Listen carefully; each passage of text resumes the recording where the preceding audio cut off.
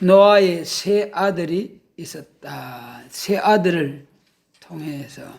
그런데 그 중에 세 아들 이름을 말하면서 그 다음에 함은 가나안의 아비라.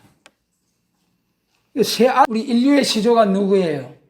아담과 하와죠. 아담과 하와.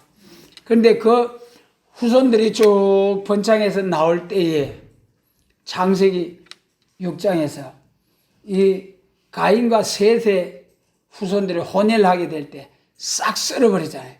싹 썰어버렸잖아요. 그리고 다시 시작하게 된 거죠. 여기 본문 19절에 이 세 아들로 쫓아 온 백성이 온 땅에 퍼지니라. 이 세 아들들이 또한 시조라는 거예요. 우리 인류의. 아담은 시조, 노아의 세 아들들은 중시조, 중간에 우리 이제 조상이다. 오늘날 세계 모든 인류는 전부 다 노아의 세 아들을 중심해서 쭉 자손들이 번창하게 된 것이다. 그렇게 말할 수 있죠. 그래서 이 세 아들로 쫓아 백성이 온 땅에 퍼지니라. 그러므로 이 노아 홍수 후에 세 아들들을 통해서 온 세상에 백성이 온 땅에 퍼지니라. 보통 우리는 셈이 장자고 함이 차자고 그 다음에 야벳이 셋째라는 것을 우리가 보통 말하고 있습니다. 성경도 그렇게 말하고 있고요. 그래서 노아 홍수 후에 가나안 지경에서 인류가 쫙 세계적으로 나뉘게 되는데 셈의 자손들은 아시아 쪽으로 쭉 이렇게 전파해져서 셈의 자손들이 정착을 하게 되고 그 다음에 함의 자손들은 남쪽으로 쭉 내려와서 아프리카 지경으로 쭉 내려가서 살게 되고 그 다음에 이제 야벳의 자손들은 서쪽으로 지중해 쪽으로 서쪽으로 쭉 건너가가지고 유럽과 아메리카를 정착을 해서 그 후손들이 살게 되는 것이다. 살게 된 것이다. 이렇게 이제 정하고 있습니다. 근데 그 중에 이제 가나안은 하나님께서 애굽에 내려갔다 이스라엘로 민족을 이루어서 가나안에 들어갈 때 가나안 족속들을 진멸하라 했지 않습니까? 그 가나안은 그 창세기 10장에 보면은 함의 자손 가나안 그래요. 함의 자손 가나안. 그러면 함의 자손들이 그 가나안에 차지하고 있었는데 하나님께서 가나안에 들어갈 때에 가나안 족속들을 진멸하라, 7 족속들을 진멸하라 해요. 그런데 완전히 진멸하지 못하고 그 남겨둔 자들이 그 옆구리 가시같이 자꾸 이스라엘하고 찌르고 다녀. 결국은 나중에 그 이제 솔로몬 왕이 성전 지을 때 그 남은 자들을 이방인들을 전부 다 역군을 삼아가지고 성전 짓는 일에 전부 다 노동을 하게 하고 이스라엘 백성들은 그 감독을 삼고 그렇게 한 일이 있었습니다만은 앞으로 예수님 재림하실 때 가나안 족속들은 진짜 진멸해버리고 우리가 새 시대에 가서 그것이 예수님 재림할 때 예표거든요. 너희가 가나안에 들어가서 그 땅에 정착하고 있는 모든 7 족속들을 진멸해버리라 그랬는데 그것이 앞으로 약속의 땅, 축복의 땅, 우리 영적 이스라엘의 약속의 땅, 축복의 땅이 예수님이 재림하셔가지고 이 세상 나라가 우리 주와 그 그리스도의 나라가 되는 그것이 영적 이스라엘의 가나안 축복입니다. 약속의 땅, 축복의 땅. 그러므로 예수님 재림하실 때는 그 하나님께서 가나안에 들어가서 진멸하라 하신 말씀대로 진짜 악인들을 진멸해버리고 한 사람도 없이 어디 있든지 진멸해버리고, 그리고 사람을 악하게 하는 마귀 사단의 세력도 진멸해버리고, 그때 비로소 약속의 땅, 축복의 땅, 가나안의 축복, 우리 예수님이 통치하시는 어려운 통치, 참으로 영광스러운 에덴 동산이 회복된 그 영광스러운 나라가 오는 것이죠. 그래서 오늘날 세계적으로 장자 셈의 자손은 황색 인종, 아시아 문화권을 이루고 살고, 그 다음에 이제 함의 자손은 저 남방 아프리카 지경에 흑인종으로 주로 이제 분포되어 살고 있죠. 그 다음에 이제 야벳의 자손들은 저 유럽과 아메리카 백인종들 쭉 그렇게 말하고 있습니다. 그러면 그 가운데서 이제 세 아들들 중에서 쭉 자손들이 분포되었는데, 그 중에 셈의 자손 중에서 이제 셈은 하나님을 찬송하리로다, 그 축복의 말씀 중에서 아브라함이 나오고 다윗이 나오고, 그 다음에 예수님이 나오시고, 예수님이 우리의 영적 진짜 조상이 되시고, 그런 과정이죠. 그래서 최초의 우리 인류의 조상은 아담과 하와, 그 다음에 중시조는 이제 노아의 세 아들들. 그 다음에 이제 우리 예표적인 역사로서 육적 이스라엘 민족 종교가 이제 시작이 되지 않습니까?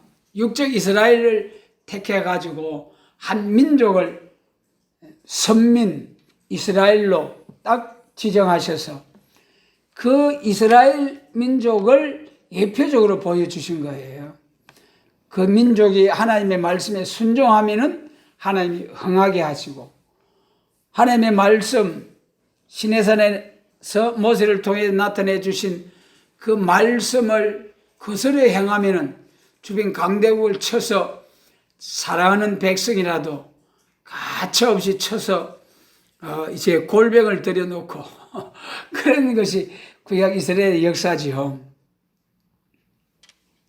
그러므로 이제 세 아들들을 통해서 다시 이스라엘이 시작이 되잖아요.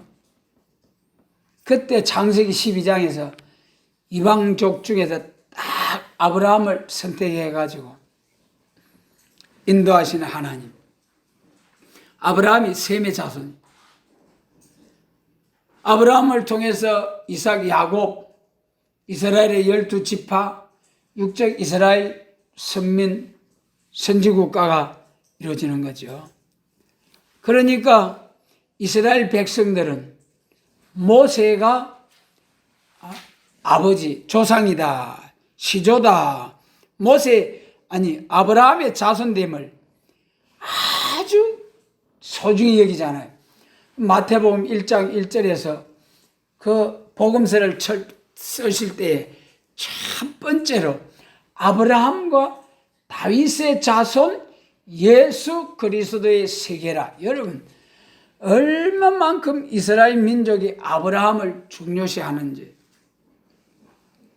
육적 이스라엘은 저보다 아브라함의 자손이다. 아브라함을 통해서 육적 이스라엘 12지파가 나오게 되고, 그 12지파로 쫙 나눠서 살게 되죠.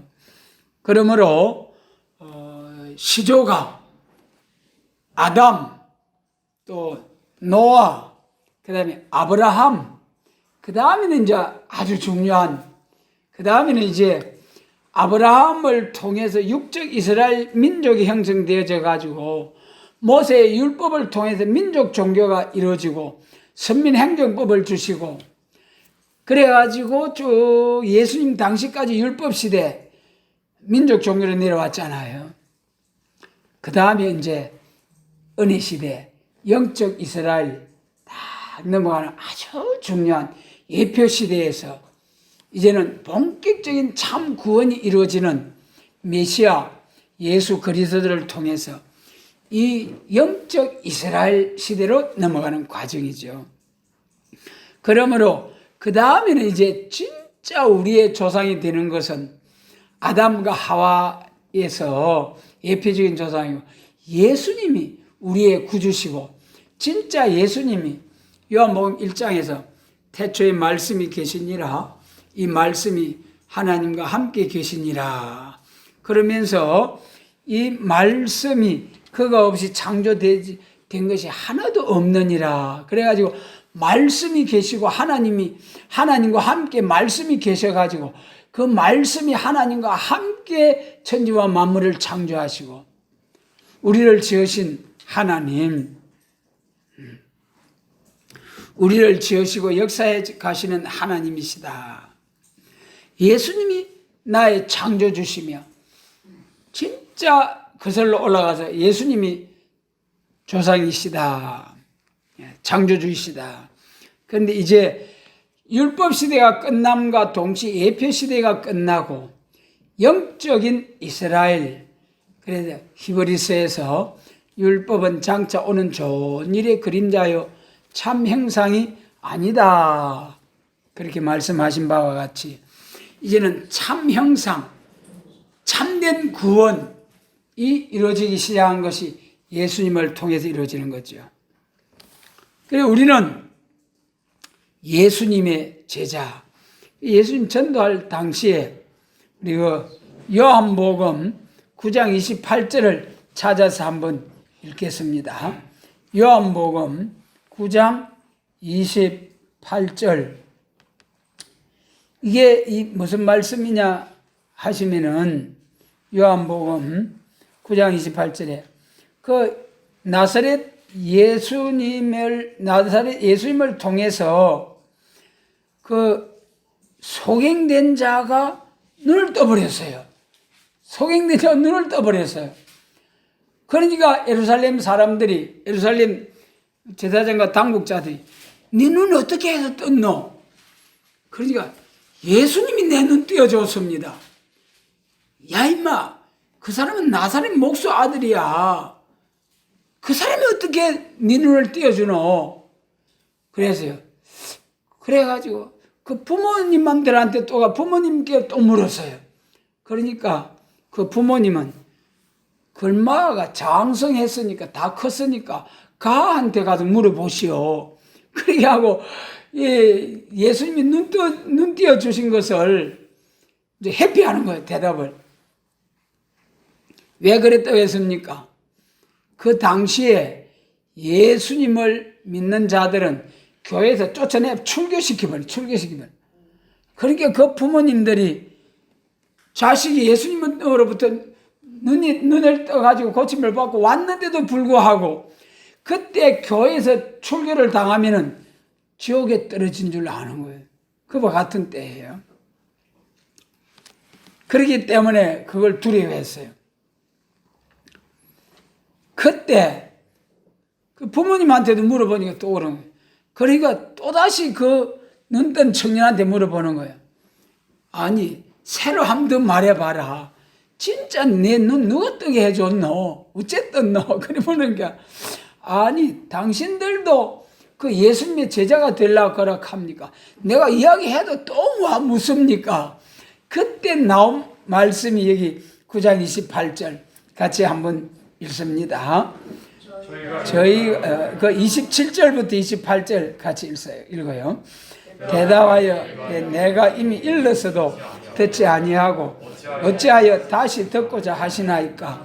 당신들도 그의 제자가 되려 하시나이까? 저희가 욕하여 가로되 너는 그의 제자나 우리는 모세의 제자라. 하나님이 모세에게는 말씀하신 줄을 우리가 알거니와 이 사람은 어디서 왔는지 알지 못하노라. 그러므로 이 육적 이스라엘이 모세에 대해서 엄청난 모세의 제자됨을 막 가장 최고로 그 다음에 아브라함의 자손된 최고로 아는 거죠. 그러므로 예수님은 우리의 시조요 참 스승이다. 모세를 통해서 나타낸 율법도 중요하지만 그건 전부 다 예표야, 예표. 이제는 실상이 오셔서 예수님이, 그래서 이제 예수님이 우리의 참 시조고 예수님이 우리에게 구원을 주시는 참 구주시다. 그래요. 그 다음에 이제 또 우리가 보면은 제자 문제에 있어서 어느 시대에 넘어와 가지고 베드로의 제자들, 지금 오늘의 이 문제가 되는 것이 우리 교회가 역사적인,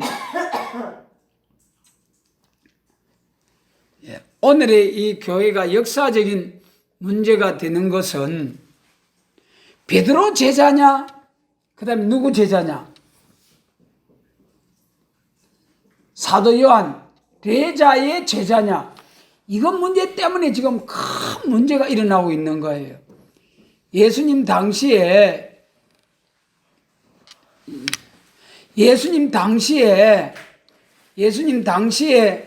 그 이제 모세의 제자냐, 나사렛 목수의 제자냐, 이것 때문에 이렇게 분쟁이 일어난 것처럼 오늘도 베드로의 제자냐, 사도 요한 우리의 아들 레자의 제자냐, 이것 때문에 율법 시대와 은혜 시대에 큰 혼란이 있은 것처럼 은혜 시대와 환란 시대에 큰 혼란이 있게 될 때가 온다는 거예요. 이때 우리가 잘 분별해서, 여러분, 우리에게 먼저 사도 요한에 머물러 둔 사명, 이 사명을 알게 하시고 이 사명의 노선에 서게 하신 하나님께 감사를 드립니다. 저는 이것만 생각하면 얼마나 감사한지 몰라요, 여러분. 다 같이 제 아래 태어났지만은 예수 믿게 해 주신 것만 해도 감사한데, 베드로와 요한의 사명의 차이점을 알게 하셔가지고 머물러 둔, 예수님이 재림하실 때에 쓰시려고 머물러 둔 사도 요한 우리의 아들 보아너게 레자에 머물러 둔 사명 계통에 하나님이 세워주셔서 이 귀한 사도 요한을 통해 나타난 요한 계시록 이후에 마땅히 될 예언의 말씀, 이 말씀을 하게 하신 은혜가 얼마나 감사한지요. 얼마나 감사한지요. 그러므로 우리는 이제 참으로 육적 이스라엘과 영적 이스라엘 사이에 자 이렇게 시대가 변화가 올 때에, 그때 모세의 제자와 나사렛 목수 요셉의 아들 예수님 과의 사이에 이렇게 분쟁이 있은 것처럼 예수님 재림하실 때도 베드로 사명의 교회의 제자들과 사도 요한의 사명계통의 제자들 사이에 분쟁이 있게 된다. 그것을 예표적으로 보여준 것이 요한복음 7장과 9장. 요한복음 7장에서도요, 예수님이 전도하실 때 하인들을 보내고 예수 잡아와. 그러니까 가서 제자들이, 하인들이 가서 예수님의 말씀 전하는 걸 자꾸 듣고 뭐라고 했습니까? 아이고, 왜 안 잡아왔노? 그러니까 그 잡으러 갔던 사람들이 뭐라 하냐면은, 그 사람이 말하는 것처럼 말한 사람은 이때까지 우리가 보지 못했습니다. 그리 해버리는 거예요. 그러니까 그 제사장과 그 예루살렘 교회 당국자들이 얼마나 화가 나겠습니까? 그래, 그때 그 하석들을 향하여 한 말이 뭐냐 하면은, 바리새인들이 너희도 미혹되었느냐? 당국자들이나 바리새인 중에 그를 믿는 이가 있느냐? 율법을 알지 못하는 이 무리는 저주를 받은 자로다 그랬어요. 그러니 여러분, 메시아 그리스도께서 약속대로 오셨는데 그 하나님의 선민 이스라엘이 제사장, 바리새파, 또 이제 예루살렘 당국자들이 이 예수님을 영접해 보지 못하고 오히려 자기들이 소경이면서 예수 믿는 자들을 정죄하는 이런 소경이 되고 만 거예요. 오늘이 마찬가지 이러한 때와 같은 시대입니다. 그때 그 유명한 사람 알죠? 누굽니까? 니고데모. 한 발 떨어져서 멀찍이 예수님을 따라간 니고데모.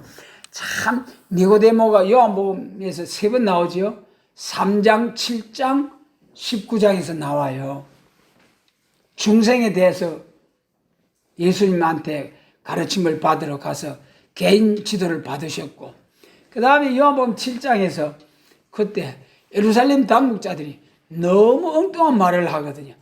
그때 당당하게 나타나서, 아니 우리 율법은 사람의 말을 듣고 그것을 행한 것을 알기 전에 판결하느냐? 그러면서 예루살렘 그 당국자들 딱 말하는 잘 불의한 말을 하게 될 때에, 그러니까 그 사람들이 또 니고데모를 향하여서 너도 갈릴리에서 왔나? 니도 나사렛 예수 편이가? 그러면서 생각해봐, 상고하여 봐라. 갈릴리에서는 선지자가 나지 못하느니라 하였더라. 여러분, 얼마나 바보 멍청이 소리입니까? 예? 왜 그렇습니까? 이사야 9장을 몰랐거든요. 오늘 이 나사렛 예수에 대해서 나사렛 예수라고 비방한, 나사렛에서 무슨 선한 것이 나겠느냐 하는 사람들은 미가서 5장만 알고 뭘 모른 거예요? 이사야 9장을 모른 거예요. 이스라엘 왕이 미가서 5장 2절에서 나사렛에서 나기는 난다는 거예요. 그러나 복음 전파는 이사야 9장에서 이방의 갈릴리가 빛을 보도다 영화롭게 하셨느니라. 그러니 하나님이 영화롭게 하시는 역사가, 예수님이 하나님께서 말씀이 되어서 이 땅에 오신, 요한복음 1장 14절, 말씀이 육신이 되어 우리 가운데 거하심에 우리가 그 영광을 보니 아버지의 독생자의 영광이 은혜와 진리가 충만하더라. 우리 죄를 담당하시려고 하나님의 천국의 영광을 버리고 육신을 입고 태어나신 그 예수님, 그 자체를 영광이라고 하셨어요. 그 다음에 예수님께서 이제 십자가 지실 때가 되어서 요한복음 12장에서 쭉 십자가 지실 때가 되어서 마지막 하늘의 미랄에 대해서 말씀을 하시고, 그 다음에 이제 하신 말씀이, 하나님 아버지여, 아버지 하나님께서 나를 영화롭게 하옵소서. 그러니까 하나님이 뭐라 하겠습니까? 내가 영화롭게 하였고 또다시 영화롭게 하리라. 참 여러분, 너무 귀한 말씀. 영화롭게 하였고 한 것은 요한복음 1장 17절, 14절. 또다시 영화롭게 하리라. 요한복음 그거는 예수님의 십자가에 운명하심으로, 예수님 십자가를 지심으로 천하 만민 중에서 하나님의 택하심을 입은 사람들을 쫙 하나님께로 인도하시는 역사가 이제 시작된다. 할렐루야. 그것이 영광이라는 거예요. 그 다음에 그 예수님이 이사야 9장에서 갈릴리에서 복음을 착 증거하는, 그것이 또한 예수님의 영광이다. 그렇게 우리가 구분해서 시대적으로 말씀하실 수가 있어요. 그러므로 시조에 대해서 아담, 하와, 노아의 세 아들, 아브라함, 그 다음에 이제 아브라함을 통해서 모세가 나와가지고 모세 율법을 통해서 예수님 때까지 쭉 율법 시대 되고, 그 다음에 영적 이스라엘 시대로 넘어왔는데, 그때 우리의 조상, 우리의 참 스승은 예수님이시다. 할렐루야. 예수님은 아예 천지 창조하실 때 창조주로서 역사하신 하나님이시다. 그 말씀이죠. 그 다음에 이제 여기 다시 이 9장 18절로 돌아가서 우리가 말씀을 봅니다. 함은 가나안의 아비라. 창세기 9장입니다. 그 다음에 이제 25절 가기 전에 21절로 24절을 같이 읽습니다. 21절로 24절 같이 읽습니다. 포도주를 마시고 취하여 그 장막 안에서 벌거벗은지라. 가나안의 아비 함이 그 아비의 하체를 보고 밖으로 나가서 두 형제에게 구하며 셈과 야벳이 옷을 취하여 자기들의 어깨에 메고 뒷걸음쳐 들어가서 아비의 하체에 덮였으며 그들이 얼굴을 돌이켜고 그 아비의 하체를 보지 아니하였더라. 노아가 술이 깨어 그 작은 아들이 자기에게 행한 일을 알고. 거기까지 24절. 그래 앞으로 앞에서 21절로 23절까지는 여러분 노아가 참 큰일하고 훌륭한 일을 했어요. 세상이 멸망할 수밖에 없는 상황에서 당세의 어려운 자라. 당세의 어려운 자, 얼마나 훌륭한 우리의 믿음의 조상입니까? 그런데 그래서 노아 방주를 지어가지고 그 힘든 과정을 거쳐서 방주를 지어서 새로운 시대를 개척하는 그 역사를 했습니다마는 새로운 백성이 온 땅에 새 아들들을 통해서 자손이 번창되었습니다마는 참 안타까운 것이 여러분, 여기 우리 부모 되신 여러분, 자녀들이 어려움을 당하고 질병의 고통을 당한다든지 생활에 고통을 당하면은 우리 부모의 심정이 어떻습니까? 차라리 내가 당하는 것이, 하나님이 차라리 내가 당하게 하시고 저 흉악의 결박을 우리 자식들에게 풀어주셔야 됩니다. 우리가 다 그런 기도 하잖아요. 그런데 다 자랐는데 당시에 가장 어려우신 노아이신데 여러분 딱 포도주에 취해가지고 수치를 드러내고 잠을 자버린 거예요. 그것 때문에 그걸 통해서 세 아들들 중에 딱 부모에 대한 것이 드러나버리는 거예요. 오늘 여러분 우리가 좋은 사람, 좋은 친구, 좋은 방향으로만 자꾸 친구 삼고 스승 삼고 하려고 합니다만은 진짜 지혜로운 사람은 훌륭한 사람을 통해서 좋은 것도 배우지만은 불의하고 악한 걸 통해서 나는 그렇지 아니해야 되겠다는 것을 또한 배워야 됩니다. 진짜 지혜로운 사람입니다. 그러면 오늘 여기 21절로 23절을 통해서 노아가 포도주에 잔뜩 취해가지고 허물을 드러내가지고 이제 깊은 잠에 빠졌다는 거 노아 할아버지의 잘못이죠. 그런데 그걸 통해서 세 아들들의 딱 부모님에 대한 그 모습이 나타나 버린 거예요. 이상하지 않습니까?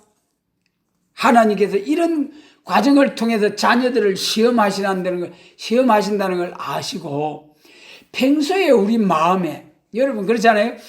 우리 예수님께서도 마음에 가득한 것이 입으로 나온다. 마음에 가득한 것이. 그러니 평소에 부모 공경하고 평소에 부모님에 대해서 경외심을 가지고 공경심을 가지고 사는 사람은 이런 순간에 허물을 덮어주려고 하는, 감싸주려고 하는 그런 마음이 딱 솟아나는 거고, 평소에 부모님에 대해서 별로로 생각하지고 않고 또 좋지 않은 감정을 가지고 있다면 부모님의 조그마한 실수를 봐도 거기서 부모님에 대해서 잘못된 말을 할 수 있는 그런 마음에 담긴 대로 나오게 된다는 예수님의 말씀. 그래 여기 세 아들들 중에서 딱 보면은 두 아들은 아버지의 허물을 가리워 주려고 탁 하게 되고, 한 아들은 두 형제들한테 가서 그래가지고 저주받고 허물을 들춰내가지고 형제들이 구해가지고 참 그 아무것도 아닌 것 같은데 나중에 그 25절 이하에서 이 세 아들들에 대해서 노아 입을 통해서 예언이 쫙 나와버리잖아요. 그 때문에 세 아들들 중에 한 아들의 자손들이 얼마나 저주받아서 고통 중에 살아왔다는 것을 성경 역사적으로 고고학적으로 이렇게 연구하는 사람들이 들춰내가지고 말씀들 하고 있죠. 그러면 여기서 우리가 한번 이제 깊이 생각하고 넘어가야 되겠습니다. 꼭 여러분, 여기 24절에서 노아가 술이 깨어 그 지은 아들에게 자기의 행한 일을 알고, 그래서 술이 잔뜩 취해가지고 깊은 잠에 빠져 있었는데 잠에서 깨어난 이 노아가 그것을 바로 알아버렸다는 거예요. 여러분, 저는 술을 깊이 취해보지 않아도 모르겠습니다만 깊은 잠에 빠져 있는 사람이 술에 깨어가지고 이렇게 딱 예언을 해서 세 아들들의 행한 일을 분명히 알고 먼 후일에까지 인류 종말에까지 될 일을 쫙 예언하게 하신 하나님, 그 노아 할아버지 자기 지식으로 했겠습니까? 하나님께서 노아 할아버지의 입을 통해서 쫙 말씀하게 하신 하나님, 여러분 엄청난 일입니다. 우리 사람들은 눈에 보이는 것만 가지고 판단하고 정죄하고 칭찬하고 그럽니다만은, 여러분 눈에 보이는 것보다도 눈에 보이지 않는 것이 훨씬 세상에서 우리 살아가다 보면은 훨씬 더 중요한 일들이 많은 게 있어요. 여러분 빙산 알잖아요. 빙산, 그 얼음 덩어리가 물 위에 동동 떠 내려오는 것 같아도 그 수면 위에 나타난 그 빙산보다도 수면 아래에 있는 것이 훨씬 크잖아요. 거의 3분의 1인가 떠 있는 것이. 그리 조금은 떠 있네. 그것을 주의하지, 경계하지 않고, 아이고, 얼음덩이 조그만하다 해가 옆으로 싹 지나가려고 하다가 배가 깨져버리는 역사. 여러분, 오늘 우리 세상 속담에도 10길 물을 길은 알아도 한 길 사람 속의 마음은 알지 못한다는 속담도 있잖아요. 진짜 여러분, 하나님의 성령의 지혜 깊이 생각하지 못하면은 하나님의 말씀도 그렇고 우리 사람의 말씀도 분별하지 못할 때가 많아요. 그러니까 여러분, 깊은 잠에서 깨어난 노아 할아버지에게 이런 말씀이 쫙 나타난 것, 하나님이 알려주셨다. 오늘 여러분, 우리는 살아가면서 하나님의 말씀 성령의 감동으로 기록된 하나님의 말씀, 하나님이 알려주시기 때문에 우리가 지금까지 하나님 말씀 깨우침을 받아와서 순종하며 살아왔고, 아직도 안다 하지만은 잘못 아는 것도 많고 알지 못한 것도 많습니다. 아직도 우리가 다 안다 하면 완전한 인격이죠. 그런 사람이 나오면은 1267년 환란 중에 1300번 연하게 되는 거죠. 그래서 여러분, 하나님은 중심을 보시고 우리의 모든 것을 아신다. 24절에다가 우리 시편 4절, 시편 10편 4절에 보면 어리석은 자는 마음에 이르기를 하나님을 감찰하지 아니하시고 하나님이 없다 하는도다. 그런 내용으로 시편 10편 4절에 기록되어 있어요. 어리석은 자는 하나님이 없다고 하는도다. 마음을 감찰하시는 하나님이 보지도 아니하시고. 여러분, 그게 어리석은 자라는 거예요. 그 다음에 시편 66편 7절에서도 열방은 이러기를 하나님이 감찰하지 아니하신다 그러면서 거기 무신론자들, 무신론, 유물론, 공산주의자들은 천당 지옥도 없다. 하나님도 안 계시다. 그러므로 우리가 마음껏 이제 죄를 짓든 말든 마음껏 낙을 누리며 살다가 남을 피해를 주든 말든 자기만 이제 잘 먹고 잘 살다가 죽으면은 딸꾹하고 숨 끊어지면 그뿐이다. 죽은 후에 뭐가 있어 하면서 큰소리 치면서 막 거침없이 제약을 먹고 마시면서 지옥에 이제 불구덩이로 들어가려고 화에 화를 더하고 있는데 얼마나 가보면 알아요. 그때는 돌이킬 수가 없는 때예요. 얼마나 불행인지 몰라요. 여러분, 참으로 하나님을 알게 하신 이 은혜가 얼마나 감사한지요. 우리 시편 139편 3절은 우리 찾아가지고 같이 한번 읽겠습니다. 거기에는 말이죠. 참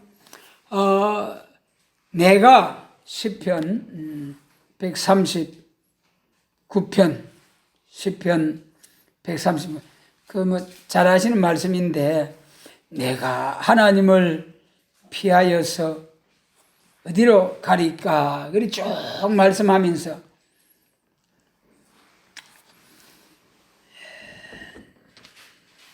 (9절로 10절) 시편 시편 보자. 여기 또 잘라야 되겠네. 나중에 알죠? 139편 3절이네요. 9절이 아니고. 3절을 같이 읽겠습니다. 나의 모든 행위를 익히 아시오니. 여러분, 그 2절, 그 3절부터 쭉 10절 이하까지 보면은 하나님, 내가 하나님 눈을 피해서 어디로 가 전부 다 아시고 감찰하시는. 3절에 나의 길과 눕는 것을 감찰하시며 나의 모든 행위를 감찰하시며. 우리 행위만 감찰하시는 것이 아니라 마음을 감찰하시는 이가,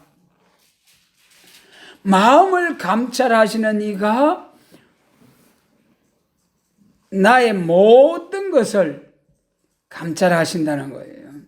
참, 이런 하나님 앞에 우리가 숨으려고 해가 되겠습니까? 숨을 곳이 없는 거예요. 숨을 곳이 없는 거예요. 잠언서 15장 3절, 잠언서 15장 3절, 153이죠. 큰 고기 백신 3마리 153. 잠언 13장 3절 외우기 좋아요. 여호와의 눈은 어디서든지 악인과 선인을 감찰하시느니라. 여러분, 피할 곳이 없어요. 마음을 감찰하시는 하나님 앞에 우리 마음의 생각까지라도 다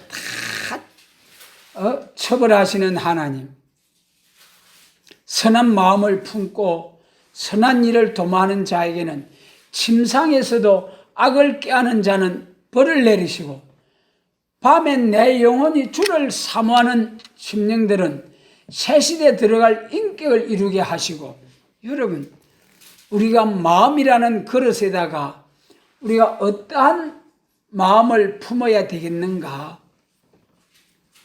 어떠한 생각을 담아야 되겠는가? 깊이 생각해야 됩니다. 우리의 각 사람마다 마음이라는 그릇이 있는데 여기에다가 어떤 생각을 담아야 되는가? 그 담겨진 생각대로 입으로 나온다는 거예요. 그래서 우리는 항상 찬송하는 입술, 사람들에게 복을 빌어주고 축복하고 축원하는 입술, 섬기고자 하는 말을 하는 입술, 얼마나 하나님이 기뻐하시겠습니까? 그러나 반대로 악담하고 저주하고 마음에 막 시기, 원망, 불평, 이 질투심으로 가득 해가 있다가 입맛 뻥끗하면 막 누구누구하고 비교하고 누구누구는 어떻고 하고 이런 거 참으로 입술에 열매를 짓는 여호와 하나님 앞에 정말 삼가하고 조심해야 된다. 마음과 생각을 감찰하시고 모를 것 같은 우리 하나님, 그 하나님께서 노아 할아버지가 깊은 잠에 빠졌었는데 깨어나자마자 바로 그 입술을 통해서 말씀을 주셔가지고 그 아들들의 행한 모든 것에 대한 딱 선악간의 예언을 나타내서 그 아들들의 똑같이 지금까지 방주를 만들고 똑같이 충성봉사했는데 그때는 드러나지 않았겠는지 모르겠는데 딱 깊은 잠에서 깨어난 노아 입을 통해서 그 아들들의 장래가 자손들의 후손들의 장래가 쫙 예언이 됐는데 여러분 이 하나님의 예언을 그 후손들이 멍에를 벗어버리지 못했어요. 그래서 얼마나 고통 중에 살고 셈과 야벳 자손들은 복을 받고 그러니 여러분 우리가 어떻게 살아야 되겠느냐 하는 것을 다시 한번 깊이 다시 말씀드립니다만 정말 깊이 마음에 간직하고 마음에 새기면서 우리 하루하루 생활뿐만 아니라 우리의 순간순간 생각까지라도 딱 거룩한 마음을 간직하고 살아야 됩니다. 누가 말했는지 모르겠습니다만 새가 날아가면서 똥을 싸서 그것이 우리 머리에 떨어진다 하는 것을 그것을 시간도 알 수 없고 막을 수는 없지만은 그걸 씻어버리고 떨어버릴 수는 있지 않느냐. 우리가 예수 믿고 중생받아 거듭난 성도로서 살지만은 마귀가 순간순간 자꾸 침을 줘서 찔러서 우리를 거꾸로 들이려고 유혹하고 시험을 한다 할지라도 그것이 내 마음속에 들어와서 마음속에서 또아리를 털고 자리를 잡고 마음의 한 부분을 참 지배하지 못하도록 그리는 해야 된다는 거예요. 그것이 뭡니까? 회개죠. 우리의 부족함, 잘못을 깨달았다면 그때 탁 회개하고 돌아서야 돼. 그래야면 허물지 아니하시는데 그걸 알면서도 미적미적 하다가 시간을 놓치고 그걸 알면서도 회개하지 못하고 그러면 그 다음에는 더 큰 마귀가 와서 또 더 큰 침을 주는 거예요. 더 큰 주사를 주는 거예요. 자꾸 쌓이면 쌓일수록 감각이 무뎌져 가지고 양심이, 신앙 양심이 무뎌져 가지고 나중에는 더 큰 죄를 지어도 이 정도 하나님이 봐주시겠지. 이게 뭐 죄와 아닌 것을 분별을 못하는 그런 마음의 양심이 완전 세상의 찢기로, 죄의 찢기로 흐려져 버리는 거예요. 그리 되면 진짜 큰일 날 날이 오는 겁니다. 그러므로 우리는 항상 날마다 예수를 깊이 생각하라. 믿음의 주요 온전케 하시는 인 예수를 바라보자. 저는 항상 24시간 예수님 바라보자. 예수님 바라보고 살자. 그럽니다. 하루 끝나고 나면은 영성 일기를 써서 하루를 돌아보는 시간을 갖자. 참 그 말씀 귀한 말씀이더라고요. 우리도 항상 하나님의 말씀 마음에 간직하고 항상 예수님과 동행하는 생활. 여러분, 왜 사람이 범죄하게 됩니까? 사람이 있는데 공개적인 죄를 짓지는 못해요. 엄밀한 가운데서 죄를 짓지. 그래서 공산사상, 공산주의 저는 드러내고 공개적인 하나님을 대적하는 죄예요. 그렇기 때문에 가장 큰 죄가 되는 겁니다. 우리는 오늘 이 노아 가정 홍수가 끝나고 나서 노아 당세에 어려우신 노아 참으로 새로운 인류를 이제 생명을 전해주는 그런 노아 가정이었습니다만은 세 아들들을 통해서 딱 노아의 잘못이지만은 술 취하고 방탕하게 그렇게 깊은 잠에 빠진 것이 잘못이지만은 노아의 잘못을 통해서 그 아들들의 모습이 딱 드러나게 하시고 그 아들들의 평소의 마음에 간직하고 있는 그것을 사람은 꿰뚫어 보지 못할지 몰라도 하나님은 아시고 다 갚아주시되 여러분 인간의 종말까지 쫙 그 후손들에게 그 영향을 미친다. 얼마나 큰 일입니까? 얼마나 큰 복이고 얼마나 큰 저주입니까? 우리는 저주의 근원이 되어서 후손들에게 자자손손 저주를 물려줄 것이 아니라 아브라함처럼 복의 근원이 되어서 자자손손이 복을 물려주는 그러한 복의 근원이 되는 우리 모두가 되게 하시고 우리 가정 가문에서 예수님을 주인으로 모시고 시조를 모시고 또 살아가는 그런 복된 가정 가문의 복의 근원이 되는 우리 모두 이제 심령들이 되도록 요한의 사명계통에서 요한의 제자로서 하나님께 크게 영광을 돌리는 우리 사명자가 되게 하시고 사명자의 가족, 가문 또 이런 사명자들을 일으키는 우리 모두가 될 수 있도록 축복해 주시기를 원합니다.